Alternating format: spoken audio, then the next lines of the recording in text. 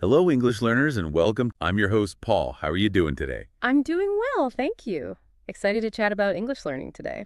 Hey, you ever feel like your brain is just um, buffering when you try to speak English? Oh, definitely, that lag time.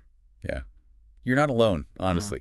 That feeling of wanting to respond quickly, clearly, Yeah. without doing mental cartwheels, it hits so many people, even native speakers It sometimes. really It's does. like you want to say something, join in, but you feel kind of stuck, maybe translating in your head or trying to get the words perfect. That gap between like the speed of thought and actually getting the words out, it's super frustrating, especially when you know what you want to say, but the English just isn't quite flowing fast enough. Exactly. So today on this deep dive, that's what we're tackling. Right. How to think fast and talk smart in English. Yeah. And look, we're not aiming for you to become like a walking thesaurus or a grammar machine. No. This is about real world stuff, practical things like, ordering at a restaurant without that awkward Or pause. just meeting someone new and feeling, well, natural. Right. Or chipping in during a meeting. Hmm. Honestly, sometimes speed and just being clear matter way more than, perfect textbook grammar. That's such a key point. Because actually, striving for that perfect grammar can sometimes backfire, can't it? Totally. It's almost like the brain gets so focused on not making a mistake that it just hesitates, freezes up, Yeah. and you miss the chance to connect. Oh, I know that feeling. I remember trying to learn Spanish. Someone asks a simple question, and my brain just stalls. Like, hang on, which conjugation is it? Been there. And with French, too. Yeah. That sensation of your internal computer just crashing.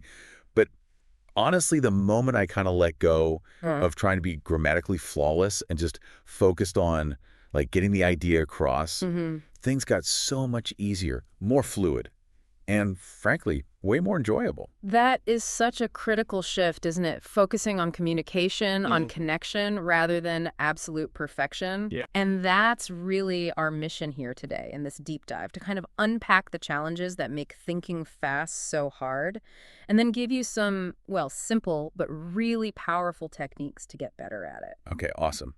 So let's get into it. What are the big things, the main culprits that kind of slow us down when we're trying to think fast in English?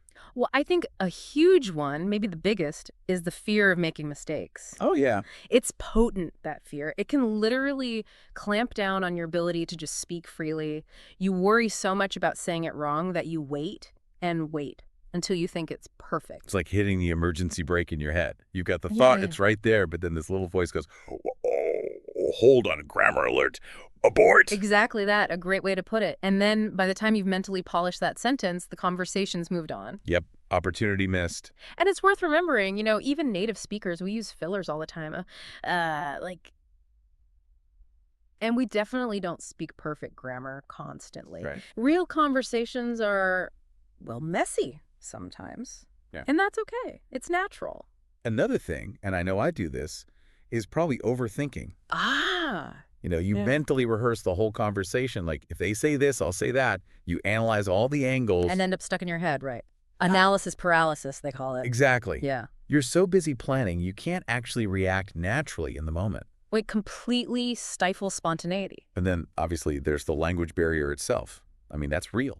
It is. When English isn't your first language, you have that extra step, don't you? Yeah. Translating from your own language, searching for the right word. Precisely. It adds a whole other layer of processing, which naturally takes time. Yeah. And then you add in the worry about pronunciation, maybe grammar accuracy. Am I saying this right? It's a sentence. It just builds up. More hesitation, more nerves. Oh, I get that. Yeah. I remember trying to learn French, wanting to say something simple like, welcome to our country, to a tourist. But I got so tangled up worrying about the exact pronunciation, the grammar, I just froze.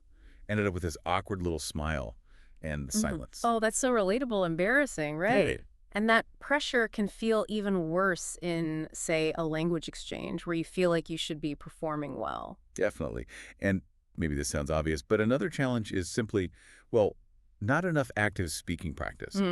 Crucial point. If you mostly just listen or read English but don't talk much, your brain isn't really wired for those quick responses, is it? It's like a muscle you haven't worked out. That's a perfect analogy. Passive exposure is good, it helps, but Right. it doesn't train your brain for the actual production of language on the spot. Active speaking is different. Okay, so we've got fear of mistakes, overthinking, the translation step, maybe pronunciation worries, and just lack of practice. Quite a few hurdles. They are challenges, yes, But the good news, as you said, is that we can absolutely learn to manage them. Right. So let's shift gears. What can we actually do? What are some techniques to start thinking faster and, talking smarter? Okay, technique number one, and this is fundamental. Try to think in English. Okay. Instead of translating. Exactly. Make a conscious effort. When a thought comes, try to form it directly using English words, English structures. Don't go via your native language first. That sounds maybe a bit tricky at first. How do you practice that? It can feel a bit strange initially, yeah, but you can do it in tiny ways throughout the day. Like just look around you and mentally label things in English. Oh, that's a nice tree. The weather's pretty good today. Okay, I'm feeling hungry. Like internal narration. Sort of. It sounds simple, maybe even silly, but it really starts to train your brain to stay in English mode, to skip that translation step. Okay, I like that. Build a habit. What's next? Technique 2. Use simple language. Seriously. Don't feel you need complex words or elaborate sentences to impress people. Right, sometimes trying to use a fancy word you're not sure about just trips you up. Exactly. Clarity is king. Clear, simple sentences are incredibly powerful. It's much better to say, I don't agree confidently, than to stumble trying to remember some more sophisticated phrase you half know. Keep it simple. Got it. What's technique 3?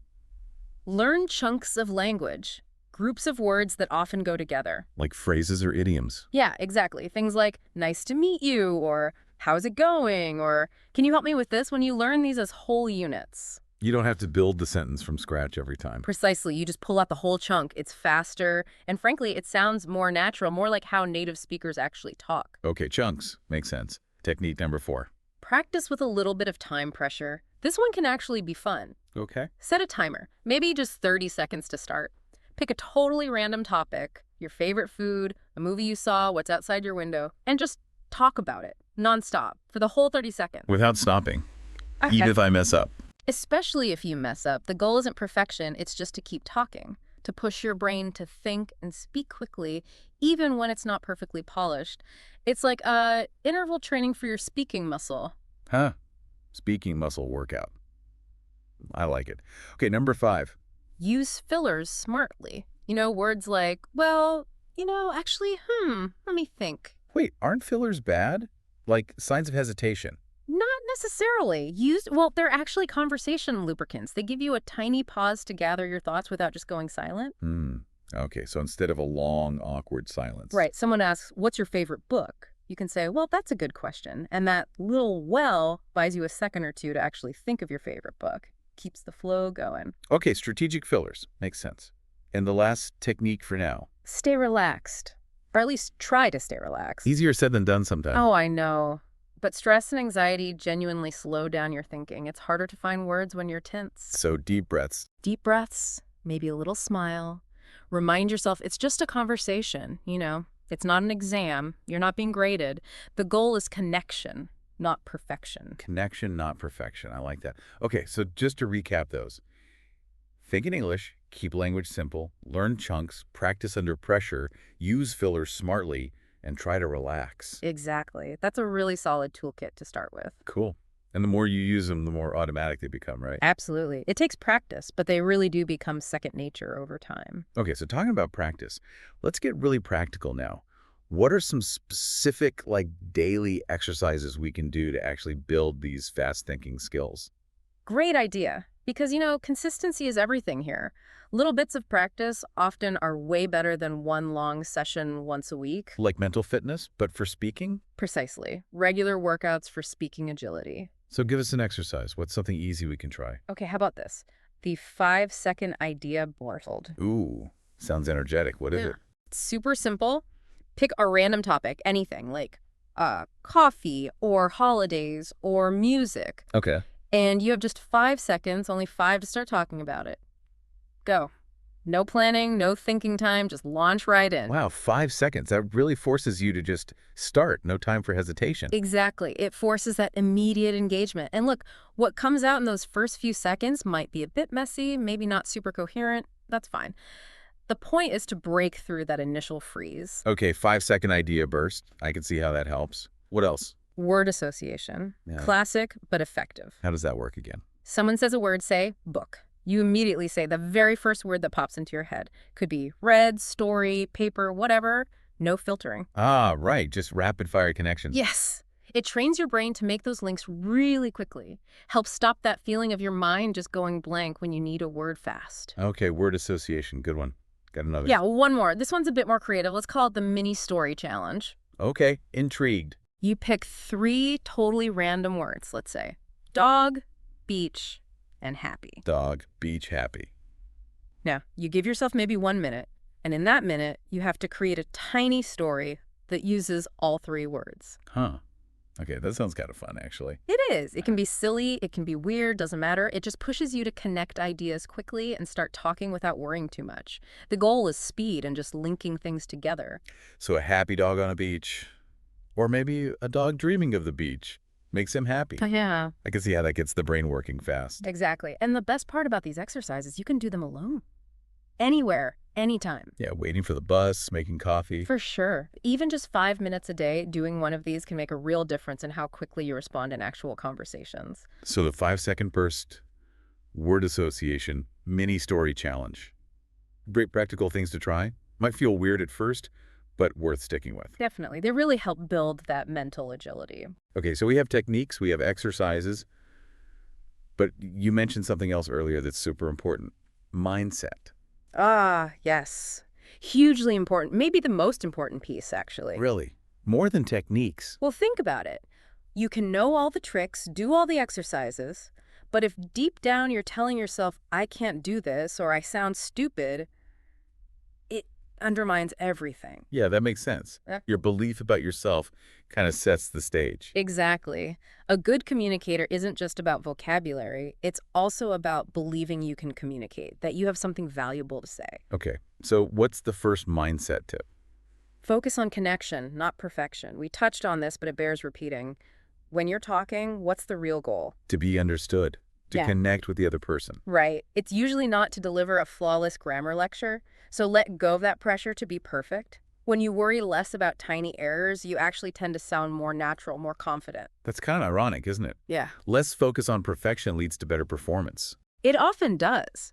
People respond to warmth and clarity more than perfect grammar. Okay, connection over perfection. What's mindset tip number 2?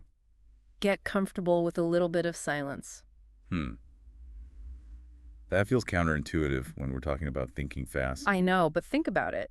Is it better to rush and stumble over your words, or to take a brief, like 1 or 2 second pause to gather your thoughts? Okay, yeah, the pause is probably better, less stressful too. Exactly. A short pause doesn't mean you're slow. It can actually make you sound more thoughtful, more considered. You don't have to fill every single microsecond with noise. It's okay to breathe and think for a beat. Right. A thoughtful pause is better than panicked rambling. Got it. Tip 3, Watch yourself talk. Be kind to yourself. the internal monologue. Yeah. If you're constantly thinking, oh, my English is terrible, or I always freeze up, that negative chatter actually makes it harder. It creates anxiety, which, as we said, hinders thinking. So flip the script. Try to. Replace it with something more positive, or at least neutral, like, okay, I'm learning, I'm improving every day, or it's okay to speak a bit slowly sometimes, I'm getting there. It genuinely helps relax your brain and builds confidence. Positive affirmations. Okay, and the last mindset tip. Celebrate progress, not perfection. Focus on the journey. Absolutely. Every single time you try to speak English, every conversation, every practice exercise, it's experience. It's making you better, even if it doesn't feel like it in the moment. So notice the small wins. Yes. Acknowledge them. Maybe you used a new phrase, maybe you felt slightly less nervous, maybe you understood something better. Those little steps add up massively over time. Recognize your effort. Okay, so connection perfection, comfortable silence, positive self-talk, and celebrate progress. That's a powerful mindset shift. It really is. It changes how you approach the whole process. So putting it all together, the techniques, the exercises, the mindset, how do we make this stick? How do we build these fast thinking skills sustainably, like over the long haul? Yeah, because it's not an overnight thing, right? It's a process. Definitely feels like a marathon, not a sprint. It kind of is. So the first key, and we've mentioned it, is making practice a daily habit. Consistency is crucial. Even just those 5 minutes. Even just 5 minutes, seriously. Do one of those quick exercises we talked about, or find a random question online and just try to answer it out loud, quickly, without prepping. Keep the muscle working regularly. Okay, daily habit. Makes sense. What else? Push yourself, but gently. What do you mean? Challenge yourself to speak a bit faster or use a new phrase. Step outside your comfort zone a little. But don't push so hard that you get totally discouraged if you make mistakes or it feels difficult. Learning should still feel reasonably enjoyable, not like torture. Find that sweet spot between challenge and stress. Exactly. Gentle pressure, not overwhelming pressure. Okay. And a third thing for the long term.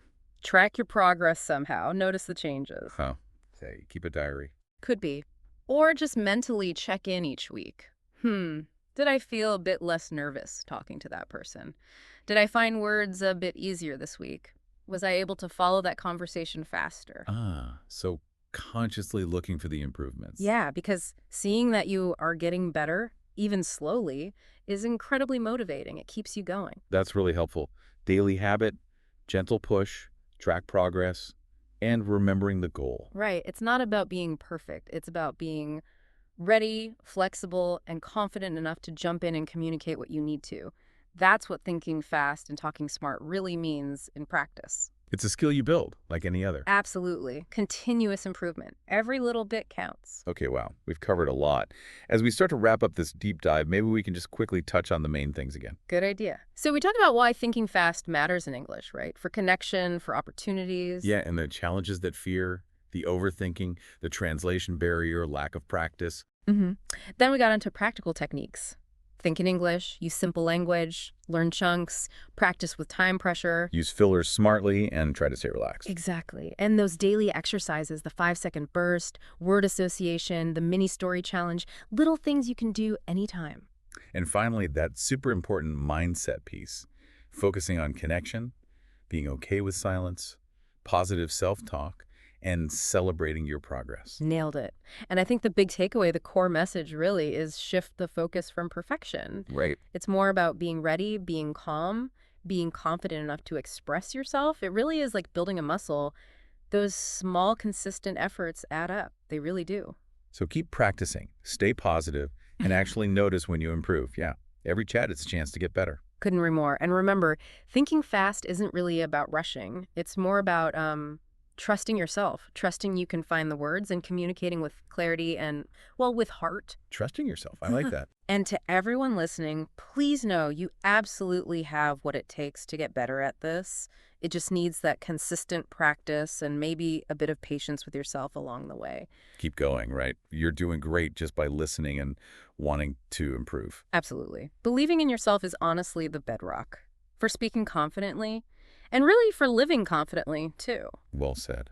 Okay, before we sign off, if you found this deep dive helpful, please do subscribe to the show so you catch the next one. Yeah, and maybe share it with a friend who might find it useful, too. Definitely. And we genuinely love to hear from you. Leave a comment or a review. Let us know which tip maybe clicked for you the most. And check out our other deep dives if you're looking for more ways to practice. Okay, I think that's us for today. It is. Thanks so much for tuning in. Remember, you're capable, you're strong. Keep at it. Until next time, keep thinking fast and talking smart.